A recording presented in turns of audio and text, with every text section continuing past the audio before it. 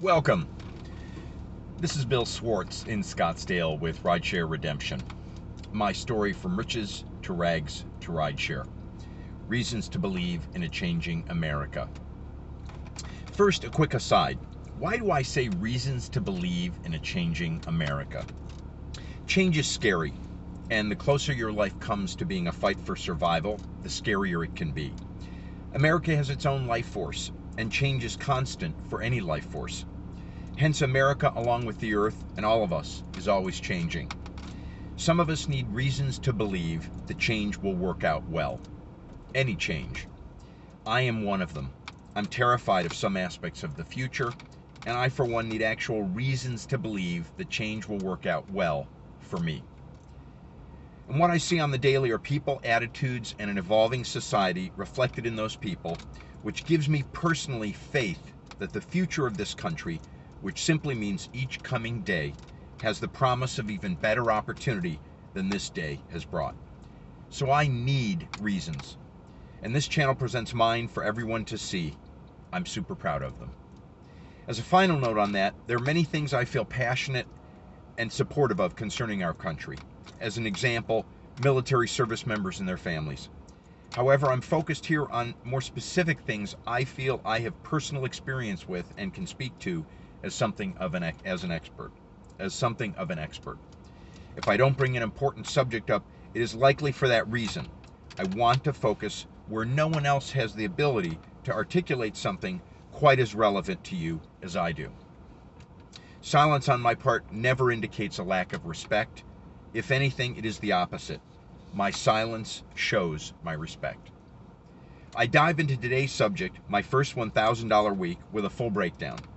A slight confession at the start that I wonder if this isn't what the youngsters would call a bit of a flex on my part, like a selfie with me and a bunch of Benjamins. I hope not. There is so much to cover. I'm going to address the who, what, when, where, and why, and how of this week, but not in that order. Thank you, by the way, to Harry Conklin, the driver who was the impetus behind all of this for me, and to the staff and CEO of UCars. And finally, to each of you. I take every single view of each video I create as a personal compliment, and I thank you.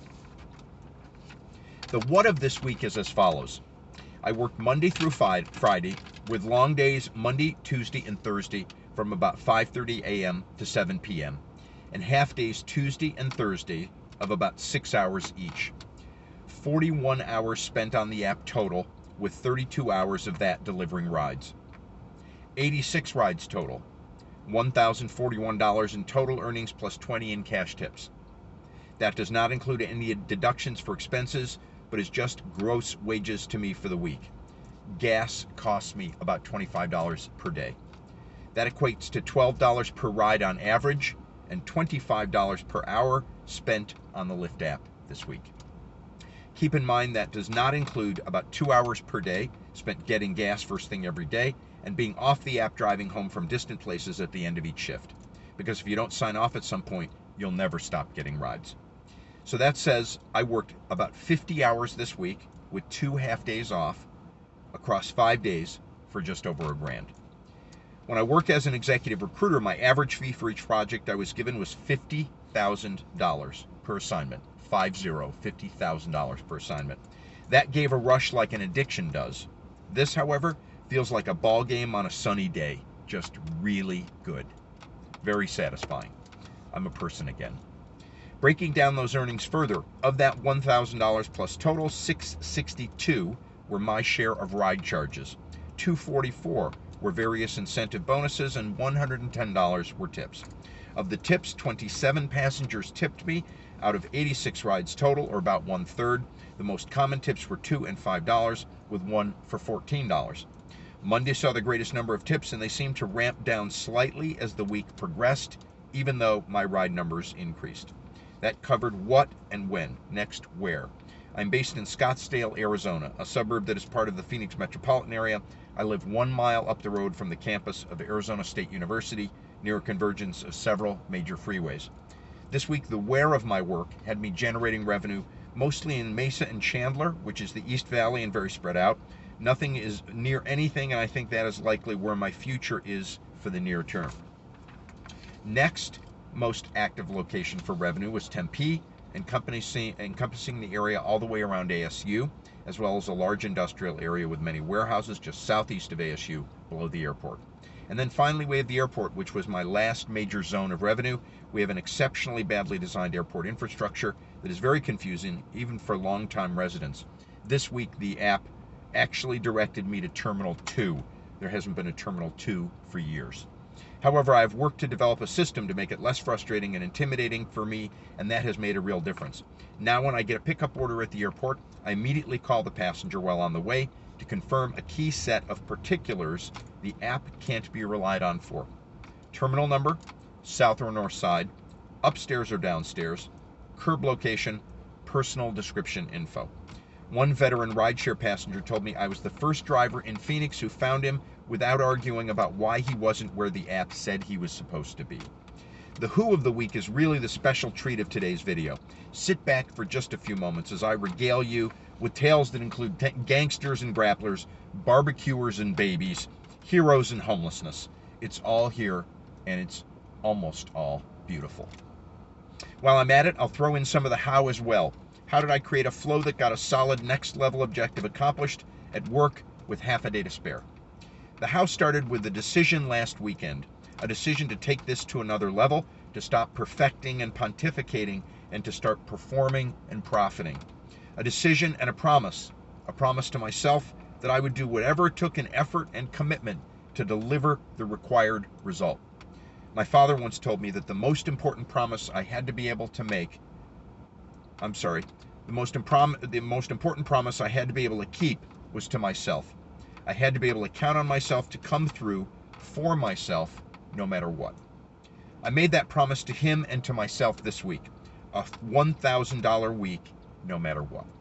It started with the prep over last weekend. Cleaned and washed the car Sunday, gas full, outfit laid out, get my mind right, apartment clean, alarm set for 4 a.m. Monday, and a request to my higher power for a safe and fortunate week. As a side note, I had not worked any of the previous 4 Mondays, so I knew for success this week, I had to break that cycle. I was in the car at 5:14 a.m. Monday, started strong and ended strong. 18 rides and $230 for the day. It was a grinded out kind of day, particularly because I recently lost my housing, with several weeks to get ready to move, and I've been racked by fear that I would end up homeless again due to my rental history.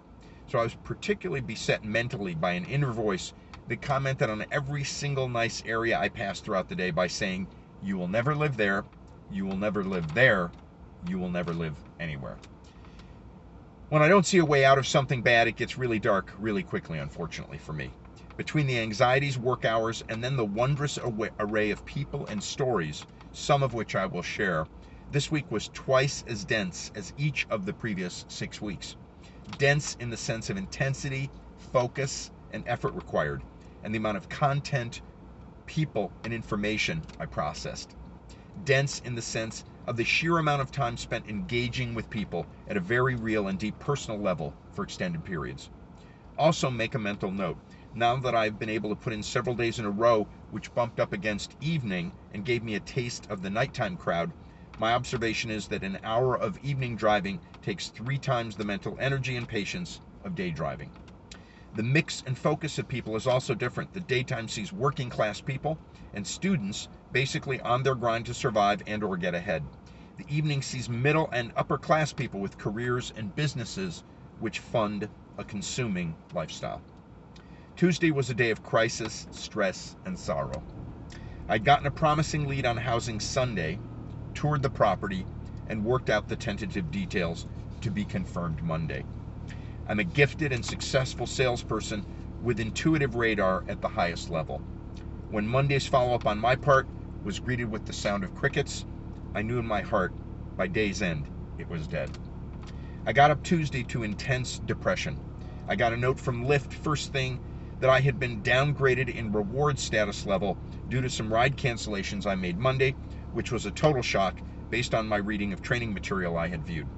I then spent 2 hours driving everywhere, and I mean everywhere, and was given 3 rides for $8 total. I crisscrossed clouds of passenger intensity on the app's main screen while getting 0 rides. and I realized I was being punished by the algo. And let me tell you, the hand of God is one thing, but the hand of Big Brother in the form of an algo, that's another. And it was so very not cool. And then I met cuteness. I had dropped, I think, the third of those passengers in 2 hours off. Going into their neighborhood, a very nice neighborhood in Tempe, we passed a woman a decade or two younger than me, sitting on this residential corner sidewalk with some items and a small dog. It was past dawn, but no one was out in the area yet at all. I dropped my passenger and then came back to where they were and pulled over a few feet away and parked. Here's a pro tip for those who like to help people. I always ask permission before approaching a person by folding the money I'm going to give them and holding it discreetly but visibly with an "is it okay to give you this" kind of gentle look and body language. If I know they see me and I get no response after several seconds, or if they refuse or gesture in any way dismissively, I have no judgment or assumption and simply quietly without fanfare depart, again discreetly, knowing that we all have our reasons and it's not important that I understand theirs. In this case, I held up the folded money with that look from the driver's seat parked at the curb, and at her nod I got out and came over to the lady and her dog.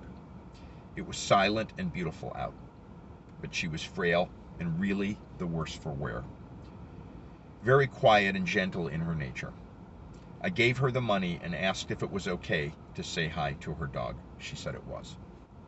I crouched down, which, let me tell you, isn't easy for me to do, and this little white, soft and curly, sausagey older dog rolled over on her back and was just an absolute lover. As I petted her dog, I started to cry. Really cry. I was practically sobbing. I told her that I had been homeless on the street with my dogs.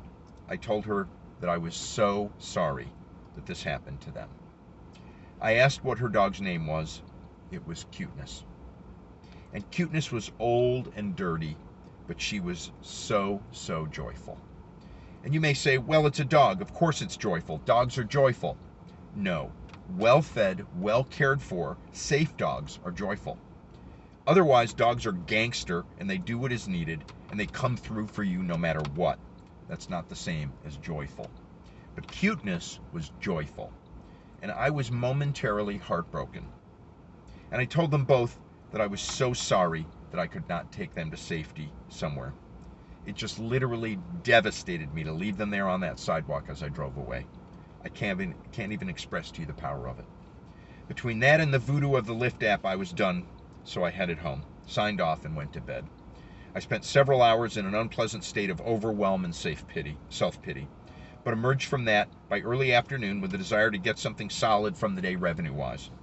The second shift, Tuesday, saw a strong rebound, and I was able to pull down 16 rides and almost 200 in revenue total by working into the early evening. Because I had done so well Monday, I had a cushion to fall back on with the mood on Tuesday and was still ahead of the daily bogey of 200 with 400 and change going into Wednesday. Again, Wednesday I had a rough morning personally, but recovered and pulled down 14 rides and 150 in revenue. That put me just slightly behind that daily $200 requirement as of Thursday morning, but not too badly. What made the difference, however, was a phone call Wednesday evening from a good friend who suggested a plan he could help with that would solve my housing problems one way or another, allowing me to end that day knowing in my heart, not just through faith, but also now fact, that I would be housed somewhere that would elevate my spirit rather than depressing it. I'm grateful to him for his support in that phone call. Now, what I didn't tell you is that Wednesday started with what became a string of fascinating passenger experiences that extended through Friday, with the pickup at Sky Harbor Airport of a young woman from Phoenix who traveled the world as a professional wrestler, the Hulk Hogan kind of professional wrestler. She looked like Gamora from the Avengers, though not green. When she offered to load her bags, which were massive, into the car, I waved her away. Then I tried one and waved her back. Yeah. As we drove along, we ended up talking about travel, and she asked me where my favorite place to go was. I said Oslo, Norway, in Scandinavia. It turns out she had a trip scheduled there upcoming, And so I spent 20 minutes giving her the details of all my recommendations for her visit there. She was thrilled and took notes. Thursday arrived, and it was absolutely a world-class day in all respects. I got great long trips to interesting places with fascinating people and heard stories from everyone. One thing you may already know about me is that I love people of color and people who are different from me in general. My formative years were spent in New York City and Chicago. In both places, I was a member of the white minority. In Morningside Heights, off one corner of Harlem, I went to public school, and I was the only white child in my class, which was otherwise evenly split between Black, Asian, and Latino children. In Chicago, I lived in an all-black area and attended a private grade school at the University of Chicago. I've learned I am more at home with those who don't look like me than with those who do because of that upbringing. I tell you that to help you understand why I am so enthusiastic about one trend I saw in this last week or so of stories. People of color who moved here to make life better and have found it. They've made a better life in Phoenix. Stories so fascinating and diverse, so challenging, so positive and so inspiring. The theme across close to 10 stories fit a similar profile. Someone had a friend or relative here, they wanted something better for themselves, and it was less than ideal in New York, Detroit, Memphis, Houston, Louisville, Chicago, and the other spots they hailed from. They came here, they found a good job, mostly in the warehouse and distribution fields, by the way, and in lots of ways they listed off, they just plain loved it here. One was a young man who had worked all night. I picked him up near a plant in Mesa. He was beat, but just a happy guy. I heard all about his plan to start up a barbecue place here, Memphis-style barbecue. He'd had a food truck, but someone wrecked it. Now he was just working and socking away money to replace it. He showed me pictures of the big smoker he cooks his barbecue in. He was a big, proud, hard-working man, and I enjoyed wishing him every success. All in all, Thursday came in as a blockbuster day, the best one so far in every respect, with 22 rides and $300 in earnings. At the close of business Thursday, I knew that, absent an unseen mechanical issue, I would definitely hit $1,000 the next day and make the week's goal. For me, knowing I will succeed further takes pressure off and allows me to perform even better. That led to a great start to Friday. Just to get to it, Friday provided 16 rides, and the moment I hit close to $170 in revenue at lunchtime, that meant I had hit my $1,000 goal for the week. I signed off and headed home to get a jump on weekend chores like laundry.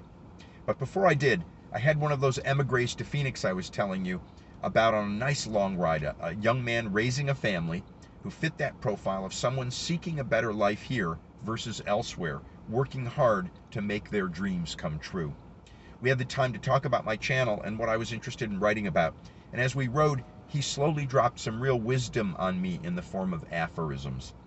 An aphorism is a kind of wise saying. It doesn't need to have anything going for it other than offering a nugget of deep truth in a fairly easy to remember phrase. We spoke about the concept of grinding out a living, of being on one's grind, of setting that grind mentality in personal stone. His personal aphorism was, if the bills don't stop, the grind don't stop, if I remember it right. I loved that one. But then the biggie, the wisdom high point of the week, it came out of nowhere from this young man in the form of an aphorism handed down to him by his father, his pops. And his pops always said he should live by the following: provide, protect, and profess. As in, profess your love to those you protect. Provide, protect, and profess. That's some real shit, and I want to say thank you to him and his pops for that. Peace. Please tune in for part 2. Thank you.